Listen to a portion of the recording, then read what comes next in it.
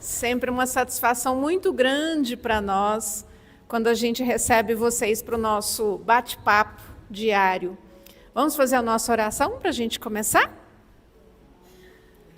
Vamos fechar os nossos olhos da carne e abrir os olhos do coração, pedindo ao nosso Mestre Jesus que nos abençoe nessa noite, que nos traga compreensão, que nos traga entendimento sobre o nosso caminho e que possamos, nessa noite, renovar o nosso compromisso de transformação, sempre com a nossa fé e com a certeza da nossa possibilidade de construir um caminho novo. E que assim seja.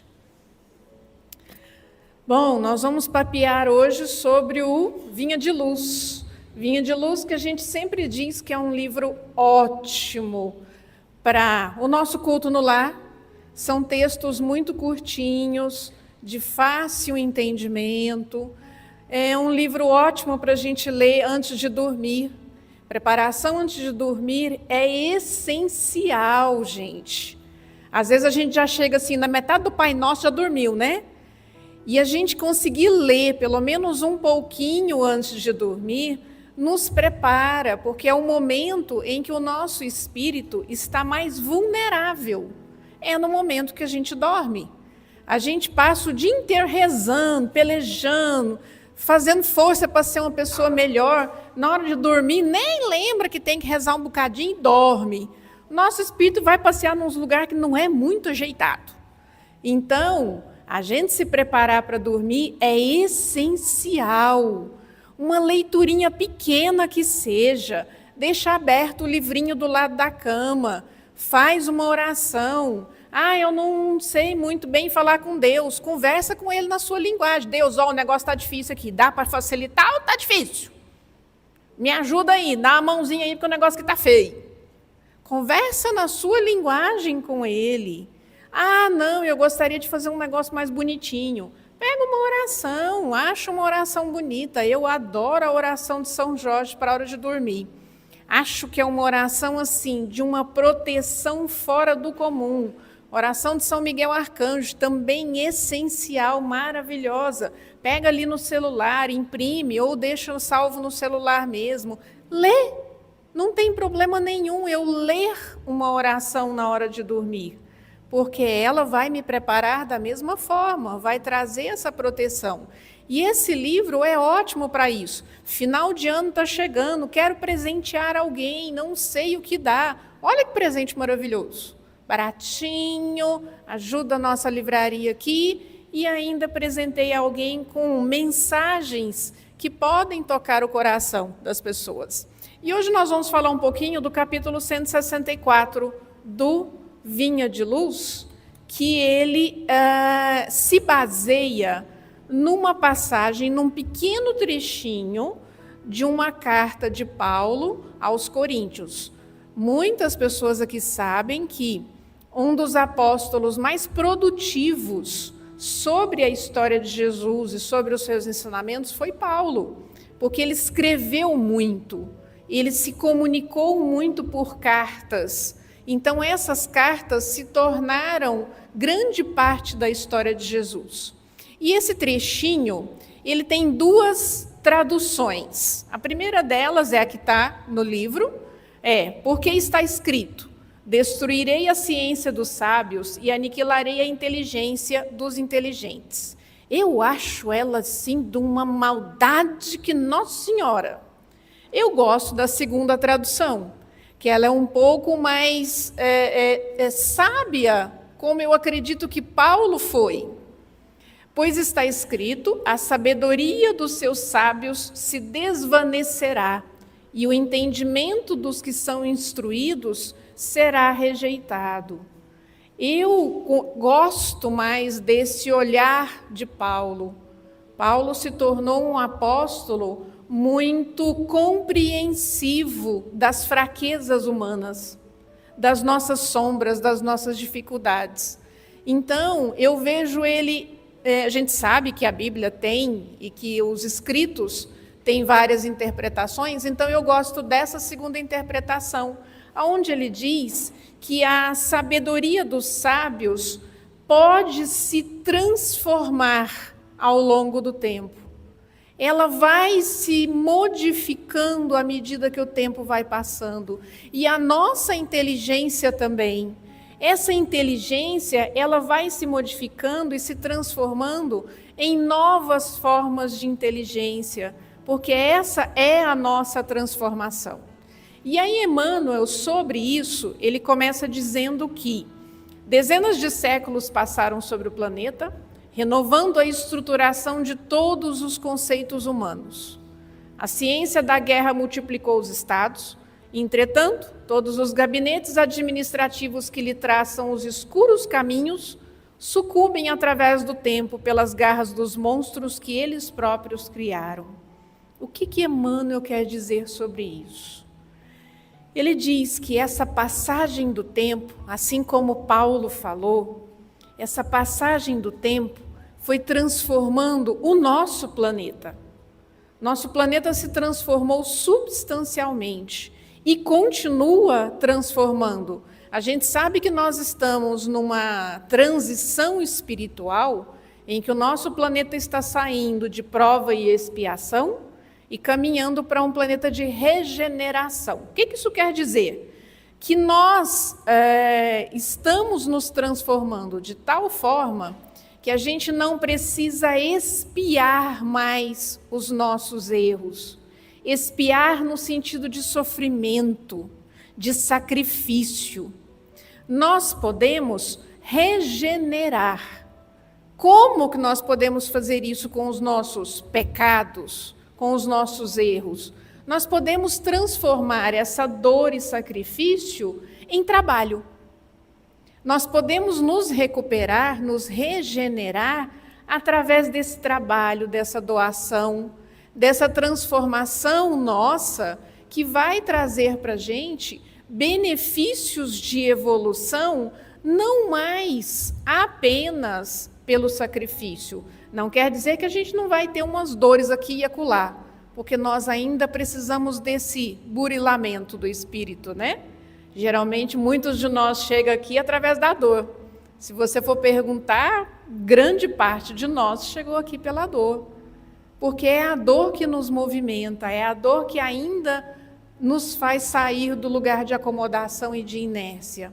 Mas nós estamos nos transformando, o planeta está se transformando.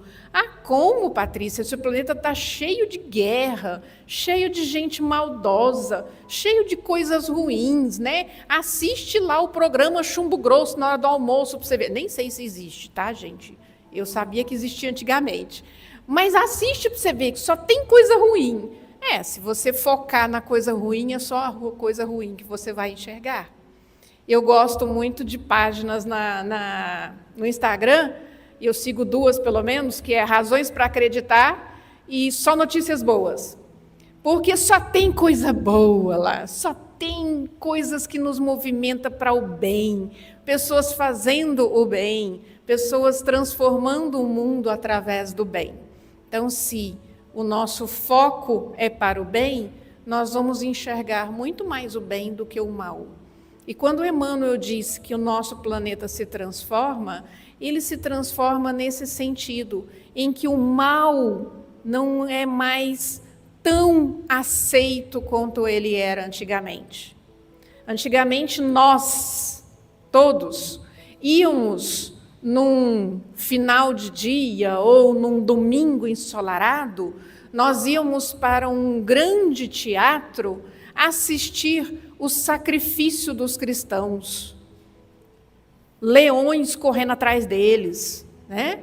Sendo assassinados brutalmente. A gente achava isso o máximo. A gente achava isso o programa de domingo. Infelizmente, nós estávamos lá, com certeza. Hoje, a gente não aceita isso mais. Hoje, a gente se escandaliza e a gente fica extremamente indignado com a violência, com a maldade, com as coisas ruins que acontecem, com a injustiça. Porque nós nos transformamos. porque nós não aceitamos mais aquele planeta aonde só a barbárie era a ordem, era o que ditava o comportamento humano. Ele diz que tudo que nós criamos ao longo desses milênios e milênios foram sendo, pouco a pouco, desacreditados, porque foram muitas coisas criadas em cima da minha vaidade humana, do desejo de atender às minhas necessidades imediatas e materiais. Então ele diz que tudo isso foi sendo destruído ao longo do tempo, porque a gente entendeu ou está entendendo que não é isso que nos satisfaz, que não é dessa forma que a gente consegue nos transformar e transformar o mundo. Quer dizer que quanto mais batalhões eu criar, mais força de guerra eu construir, melhor o mundo será? Talvez não, a gente está vendo que não é bem assim.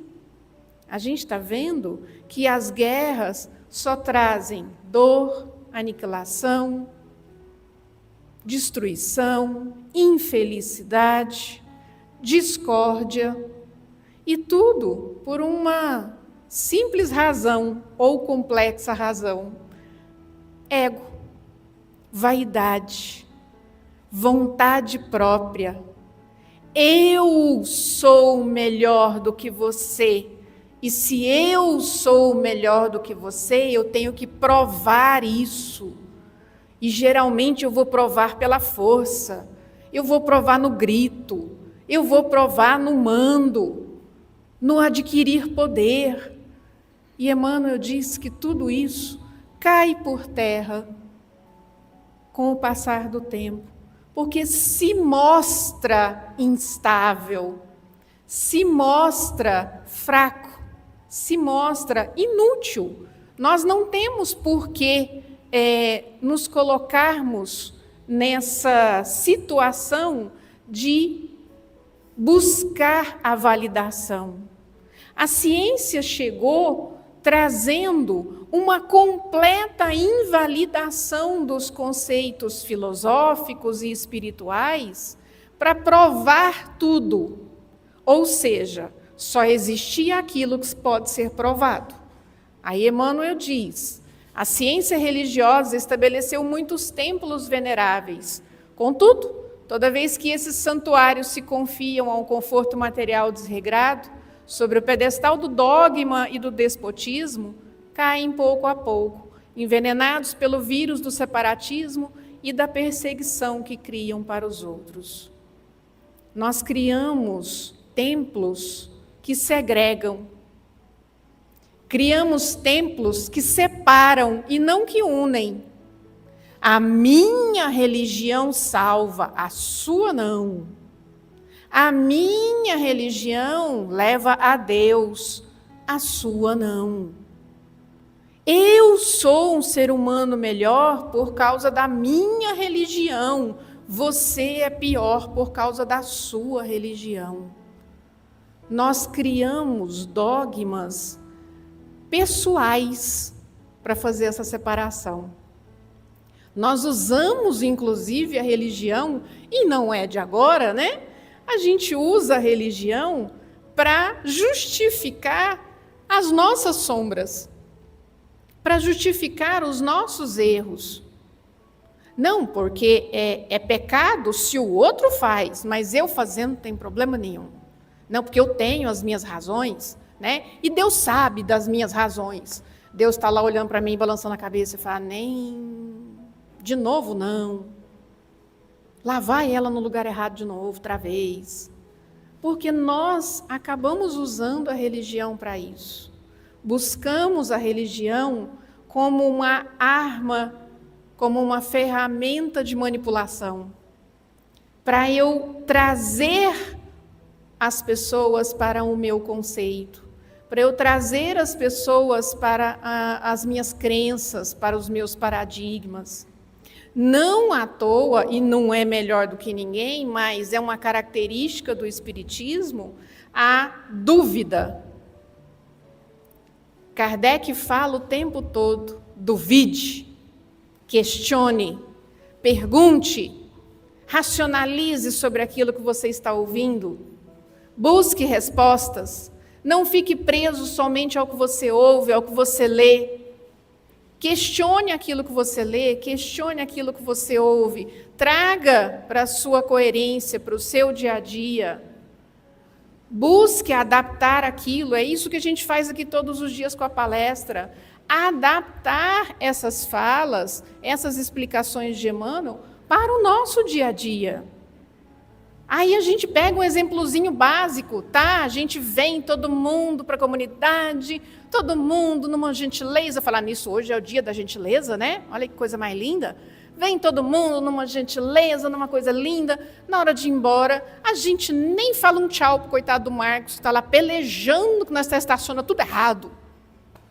Que nós faz uma feiura na hora de botar os carros, ainda briga com ele. E bem no dia da gentileza.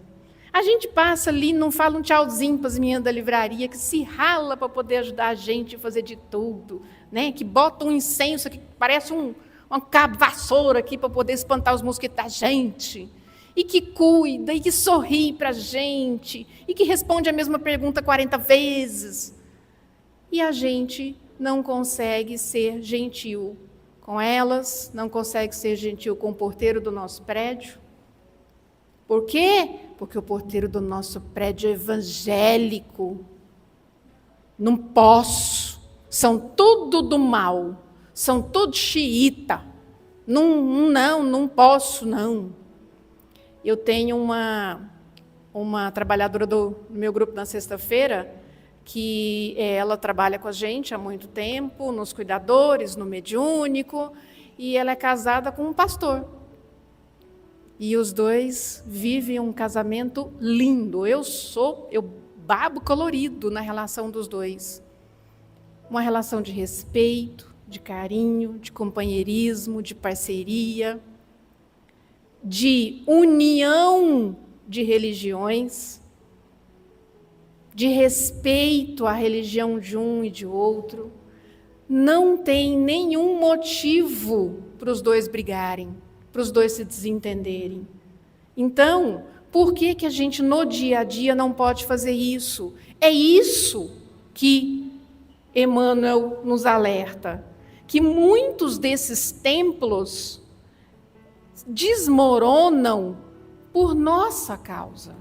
Nós que estamos aqui dentro, trabalhando, assistindo, visitando, tratando. Porque esse templo começa aqui dentro. Depois ele se constrói aqui fora, mas primeiro ele começa aqui dentro. O meu templo religioso começa aqui dentro, quando eu respeito qualquer pessoa, independente da religião dela, independente de como ela pensa politicamente, economicamente, financeiramente. Aí eu começo a olhar também para a ciência e justificar as minhas atitudes. Não, mas porque a ciência disse que essa religião é melhor do que essa. Aí a gente questiona o cientista que disse isso, né? Assim como Emmanuel questiona. Em toda parte da história, vemos triunfadores de ontem arrojados ao pó da terra, cientistas que semeiam vaidade e recolhem os frutos da morte, filósofos louvados pela turba invigilante que plantam audaciosas teorias de raça e economia, conduzindo o povo à fome, à ignorância e à destruição. Isso é o famoso efeito manada, né? Quando uma pessoa fala e todo mundo vai naquela turba sem raciocínio lógico, sem coerência, sem bom senso. Isso em todos os campos, principalmente o religioso. Olha o que Hitler fez.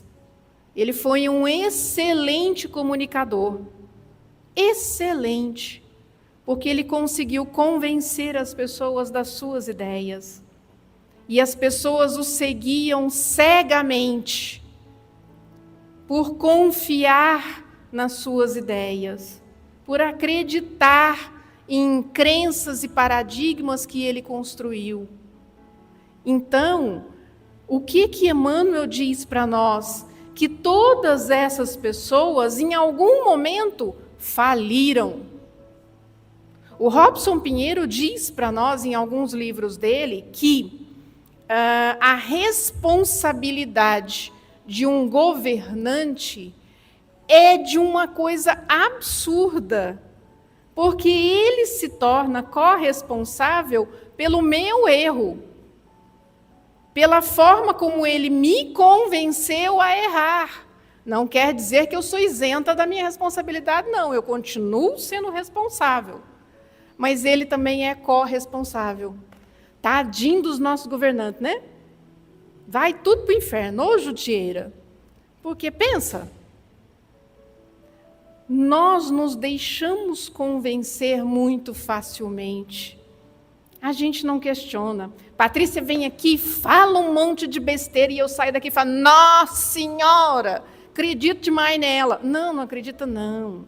Vai estudar, vai ler, vai questionar, vai discutir com outras pessoas, vai em outro templo, escuta outras coisas, compara, analisa, racionaliza.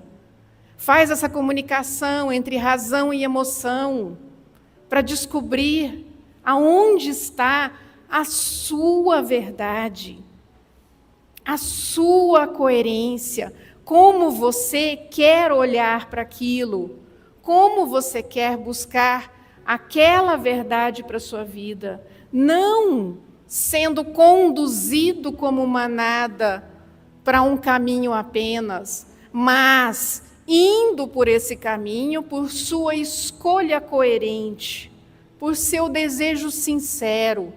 Porque, segundo Emmanuel, desde sempre, todas essas ideias que saem da lógica, elas fatalmente são aniquiladas.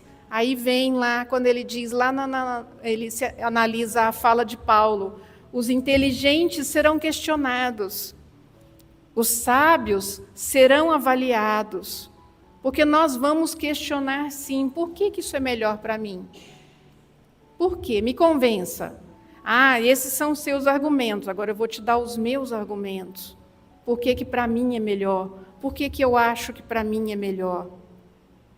Aí tem uma parte nessa lição que ele fala assim, procura, pois, a fé e age de conformidade com a lei de amor, que ela te descortina ao coração. Ele fala de algo que é simplesmente a base da pirâmide, a lei de amor.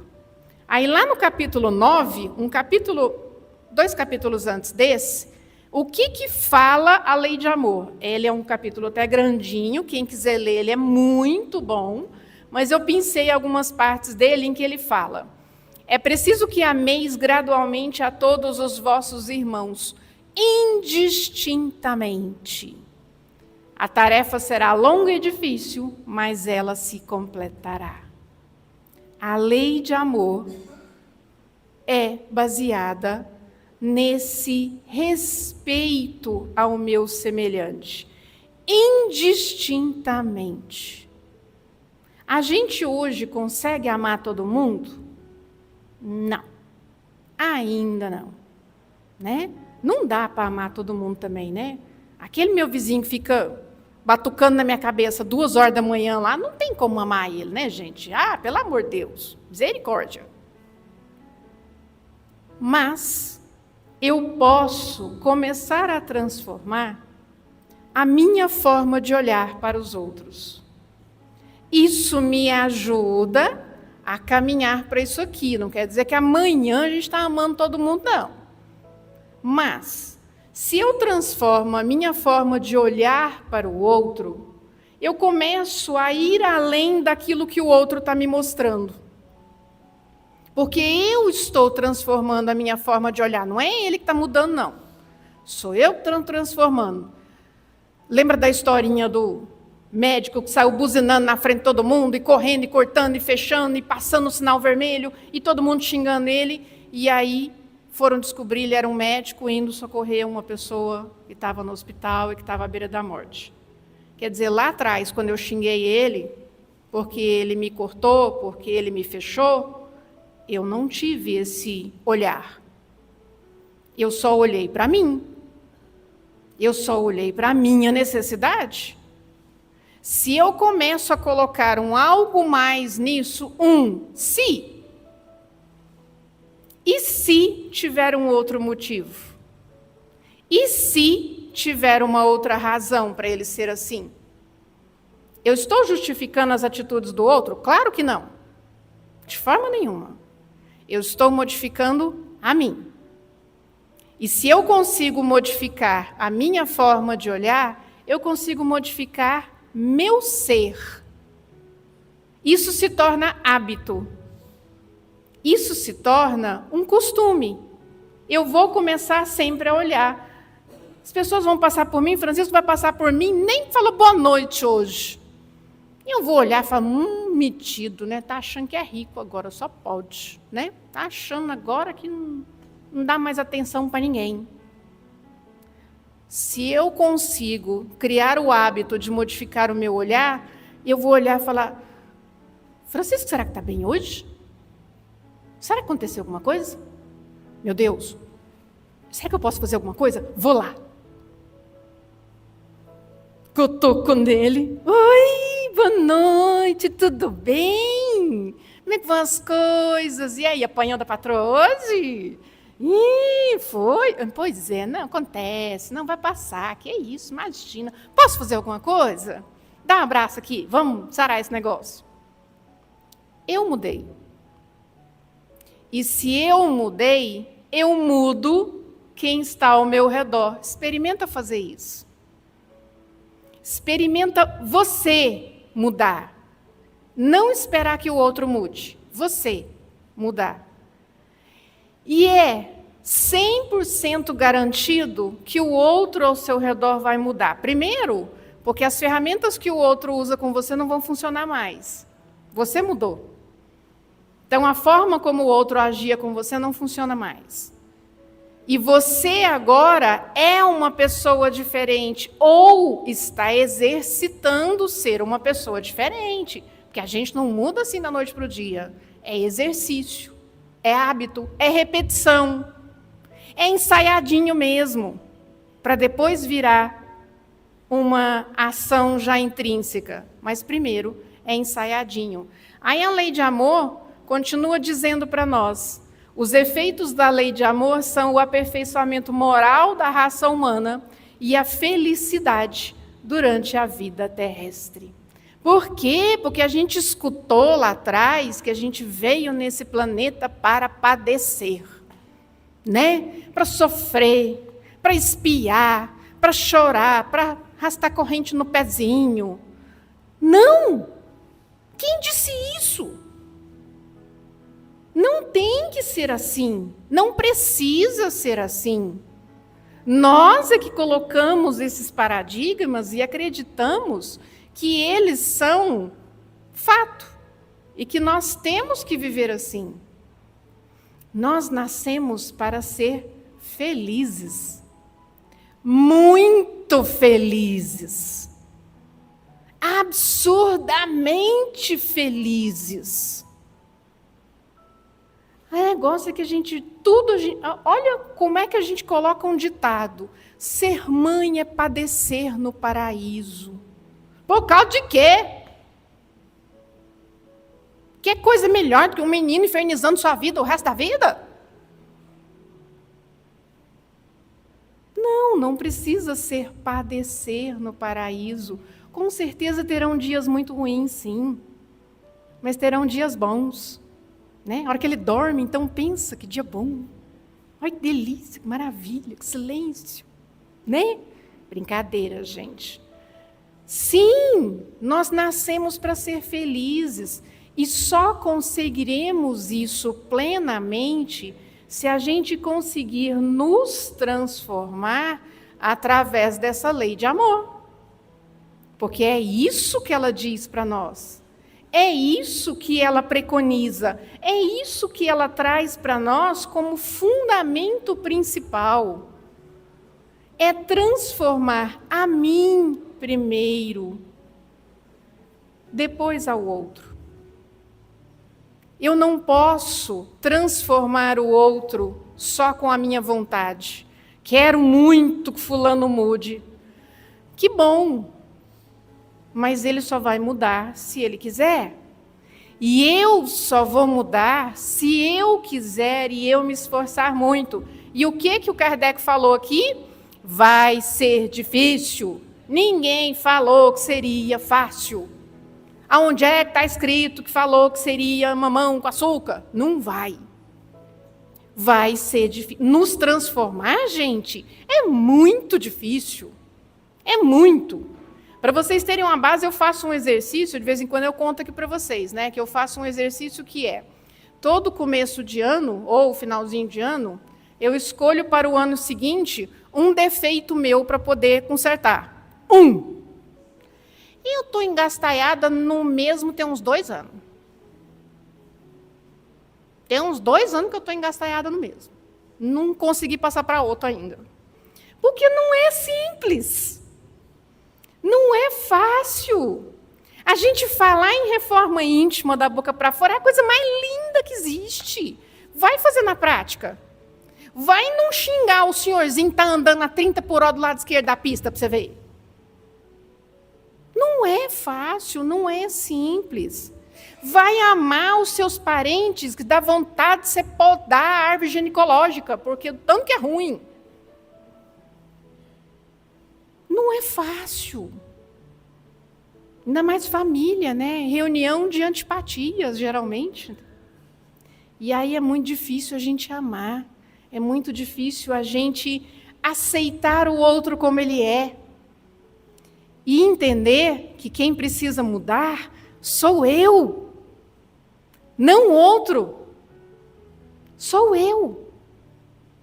Uma vez eu escutei de um parente muito próximo uma frase que me marcou como um incentivo a continuar, que a pessoa disse assim, eu preferia você como era antes. Falei, estou aqui jurando, estou me orando, jurando que sou uma pessoa melhor. Falei, por quê? A pessoa disse, porque antes eu sabia como lidar com você, hoje eu não sei mais. Eu, em pensamento, eu fiz, yes! Era o que eu queria. Porque é sinal que eu mudei. É sinal que alguma coisa se transformou aqui dentro. E que aquelas ferramentas não funcionam mais e que a outra pessoa vai ter que mudar para lidar comigo. E se ela vai mudar para lidar comigo, ela muda. É contagioso. Olha que maravilha! E hoje nós vamos fazer uma brincadeirinha muito legal para a gente exercitar isso. Nós vamos primeiro sentar confortavelmente, da melhor maneira que a gente se sentir à vontade, deixando os pezinhos para trás um pouquinho, porque os médiuns vão passar na frente da gente fazendo passe, nos ajudando nessa meditação. E quem se sentir à vontade, fecha os olhinhos e vai para esse lugar aqui. Uma lagoa que se formou na frente de uma pequena cachoeira. E eu vou sentar numa pedra e vou olhar para a água. E os médiuns vão me ajudar. Cada um que está fazendo o passe está me ajudando nesse exercício que eu estou fazendo. Eu vou olhar para a água desse lago e eu vou me ver refletido ou refletida nessa água. O tempo está muito fresquinho, está gostoso. E como cada um de nós está sentado ali, sozinho naquela pedra, nós vamos poder ser o mais verdadeiros possíveis, consigo mesmo. E eu vou olhar nessa água do lago e vou ver refletido a minha maior dificuldade. Aquela sombra que eu não confesso para ninguém. que é muitas vezes difícil até para eu admitir. Mas nesse momento, eu confesso para essa imagem refletida no lago. Eu digo para ela dessa dor de ser assim, da dificuldade em transformar isso na minha vida, do peso que eu carrego pelas críticas alheias e até mesmo pela minha própria crítica. À medida que eu faço isso, essa imagem refletida no lago, que é uma imagem de dor e sofrimento, vai se esparramando, se diluindo na água, como se a água lavasse a minha alma, porque é a minha alma que está refletida ali. Sinta essa dor e esse sofrimento, esse peso, esparramar por toda a água do lago.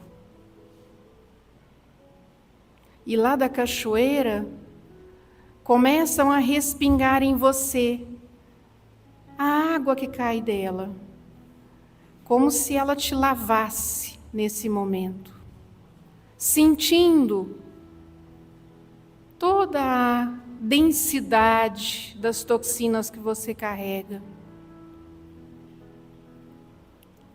E você vai sendo lavado, purificado, transmutado. À medida que isso acontece, você se sente mais leve. Parece que o peso corporal diminuiu.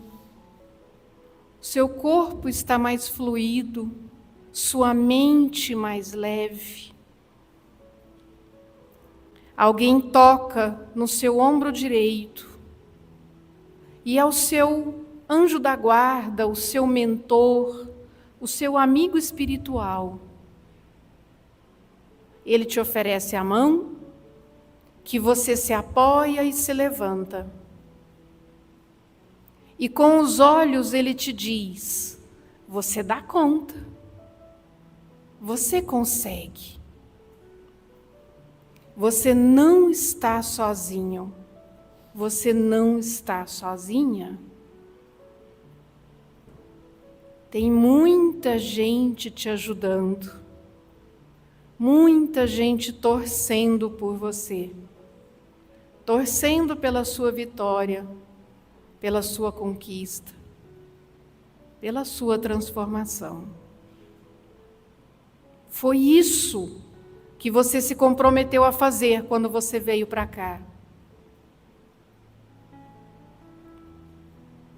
E você, segurando na mão dele, vem voltando para cá, devagarzinho, entrando no auditório novamente, se sentando na cadeira, sentindo toda a limpeza e toda a reconstrução de energia que você recebeu pelo passe. Passe que também é direcionado nesse momento para todos os nomes que estão nos cadernos, todos que estão ali, mesmo aqueles que não deu tempo de colocar, mas que agora me vêm à mente, eles também receberão o passe. O passe que é dado nas águas que vão ser distribuídas. Cada uma recebe o remédio específico para cada um que vai tomar. O copo que você pega é a água com o remédio que é para você. E agora, o seu mentor, o seu anjo da guarda está de pé atrás de você. Feliz com o seu novo propósito, feliz com a sua nova disposição em retomar a sua caminhada de transformação, em se reconstruir, em se refazer. nós vamos fazer juntos agora a oração que sela, que simboliza esse compromisso que nós fazemos conosco mesmos. Se quiserem acompanhar em voz alta, fiquem à vontade. Pai nosso que estais nos céus, santificado seja o vosso nome. Venha a nós o vosso reino. Seja feita a vossa vontade, assim na terra como no céu. O pão nosso de cada dia nos dai hoje. Perdoai as nossas ofensas, assim como nós perdoamos a quem nos tenha ofendido. Não nos deixeis cair em tentação, mas livrai-nos de todo o mal, porque vosso é o reino, o poder e a glória por todos os séculos. E que as bênçãos da nossa Mãe Santíssima nos acompanhem hoje e sempre. Que assim seja.